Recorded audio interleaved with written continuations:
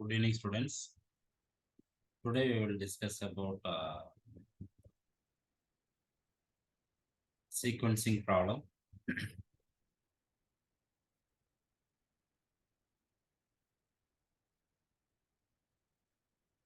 So, in general,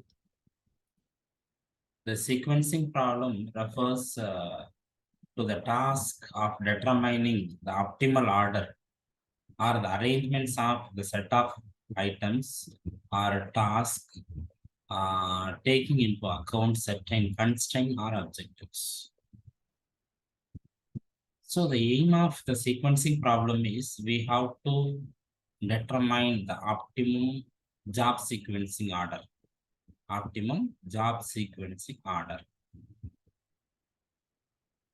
Or here we can use the arrangements of the set of items.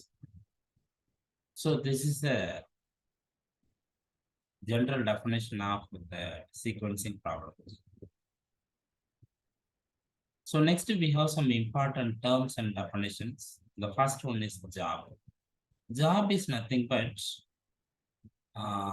it refers to a specific task, operation, or unit of works that needs to be scheduled or sequenced. The next one is machine. A machine represents a resources or workstation on which the job are processed or executed. It can refers to the physical machine or an abstract representation of the processing unit. Similarly, the next one is operation. An operation refers to a specific action or step required to complete a job. It can represent a sub-task or unit of work within a job.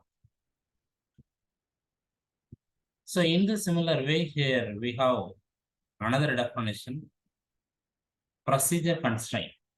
A precedence constraint. A precedence constraint specifies the order in which the operation must be executed. It defines the dependence between the different operations or jobs, indicating that one operation must be completed before another can start. So the next one is a processing time. The processing time is nothing but a job or operation refers to the time required to complete its execution on the particular machine. In the similar way, here we can define the term setup time and due date, objective function, and so on. So next we have three cases or three types of the sequencing problem. The first one is sequencing n job through two machines. In the similar way here we can represent sequencing n job with three machines and also sequencing n job in m number of machines. So now to analyze or to solve the given problem by using n job in two machines, here we have some step-by-step procedure to solve the given problem. The first stage is calculate the time deviation table for the sequencing problem. In the next stage here, we can represent the cell which has both the time duration vectors as 0 for machine 1. Next one is if more than one cell has both vectors as 0, then calculate some deviation of the corresponding column. Next one is similar steps are followed by machine 2, but here the jobs are performed lastly. Similarly, here we have the next procedure like stop the process if we get a sequence involving all jobs. And also the last one is arrange the obtained sequence in a reverse order to get the minimum total elapsed time. So these are the general procedure in the sequencing n job in two machine. So this is a general example, simple example for the first case. That means a n job processing n job through two machines. Yes, we have the question machine 1 and 2 similarly job or machine. Yes. So first we have to find the smallest processing time. The smallest processing time means, suppose in the machine 2 here you have to represent right to left order. Suppose if you having the machine 1 value means here you can use left to right process. Right? So with this here you have to find the optimum job sequencing order. Optimum job sequencing order. Here see this example. So here the smallest processing time in both M1 and M2, here the smallest value is 2. That means this is job 1. Here 2 is the machine 1. So here we can use the left to right process. So here you can use job 1.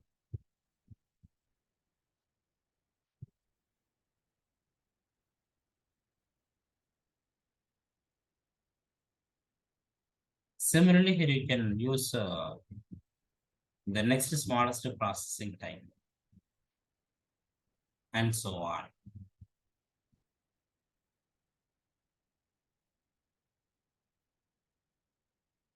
Yes. So finally, we have to find the in time and out time, and also the total elapsed time for this problem.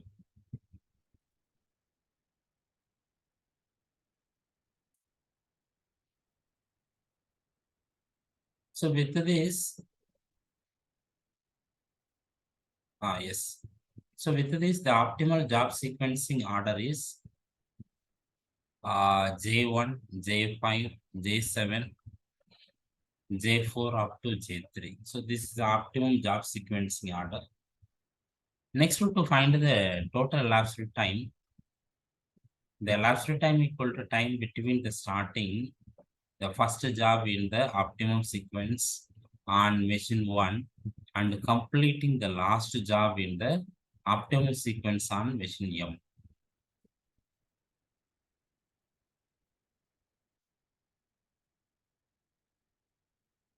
So this is the in time and out time for the first machine. Similarly, here you got to represent both in time and out time for the machine 2. So with this here we can represent our total last time.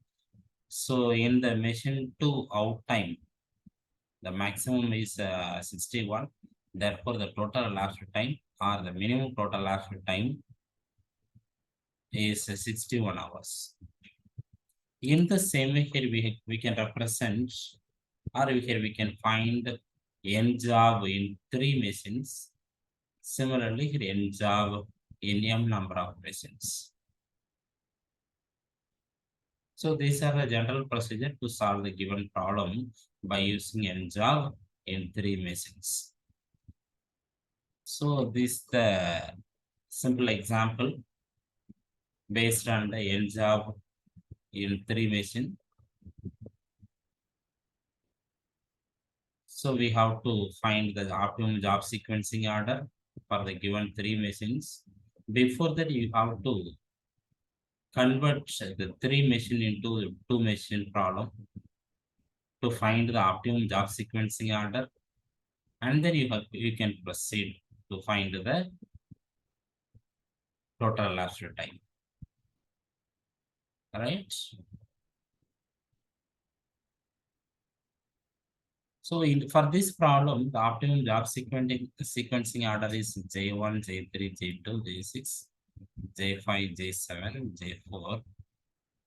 And also the in time and out time of the machine 1 Similarly, in time and out time for the machine 2, and also the in time and out time for the machine 3. So finally here we can represent the total last time, right? So in the similar way, here we can solve the given problem by using n job in m number of machines. So I think this is more than enough for this sequencing problem. Thank you. Thank you for watching.